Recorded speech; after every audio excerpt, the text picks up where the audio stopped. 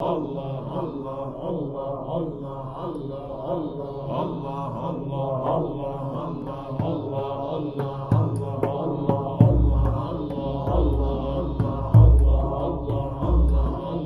علیکم ورحمۃ اللہ تعالی وبرکاتہ۔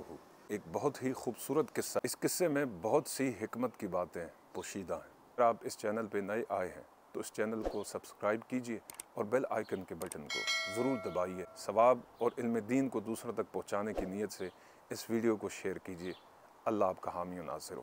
جناب حضرت ابو ہریرہ رضی اللہ تعالیٰ عنہ روایت کرتے ہیں کہ ایک بار رمضان شریف میں نبی پاک صلی اللہ علیہ وسلم نے مجھے صدقہ فطر کے غلے کی نگہبانی کے لیے مقرر فرمایا۔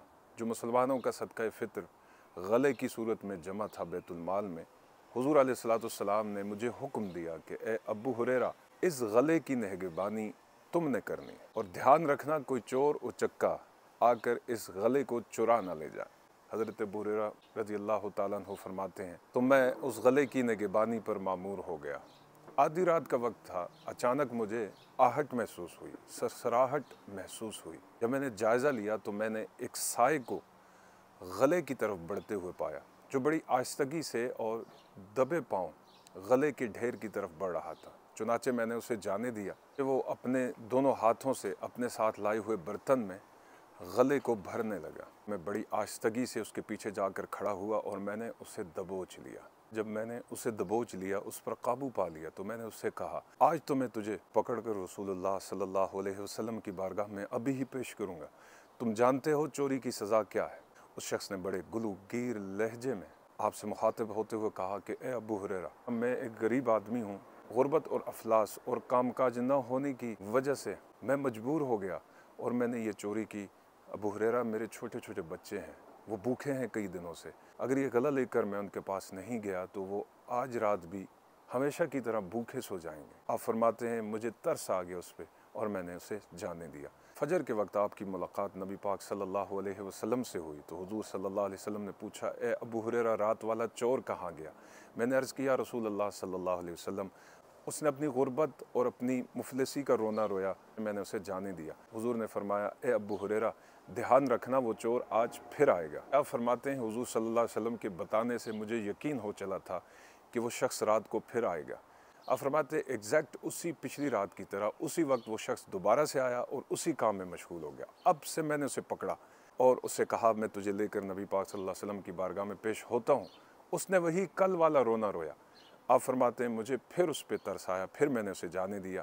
جب میں صبح فجر کی نماز میں حضور کے پیچھے گیا تو حضور نے وہی سوال مجھ سے پوچھا، ابو ہریرہ، تیرا چور کہاں گیا؟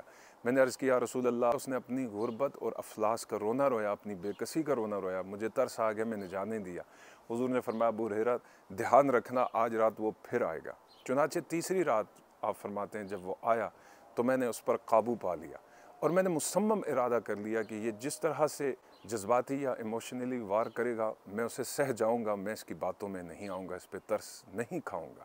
لیکن آج اس نے پینترا بدلا۔ میں کہا، اے ابو ہریرہ، اگر آج تم مجھے جانے دو تو میں تمہیں ایسے کلمات بتاتا ہوں کہ جو ساری زندگی تمہارے بڑے کام آئیں گے اور تمہیں بہت نفع پہنچائیں گے۔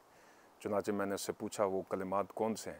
تو اس نے کہا کہ اے ابو ہریرہ، جب بھی تم اپنے بستر پر سونے کے لیے جاؤ تو آیت الکرسی پڑھنے کو اپنا معمول بنا لو، اس سے اللہ تعالیٰ تمہاری اور تمہارے اہل خانہ کی چوروں سے اور ناگہانی آفات و بلیات سے حفاظت فرمائے گا۔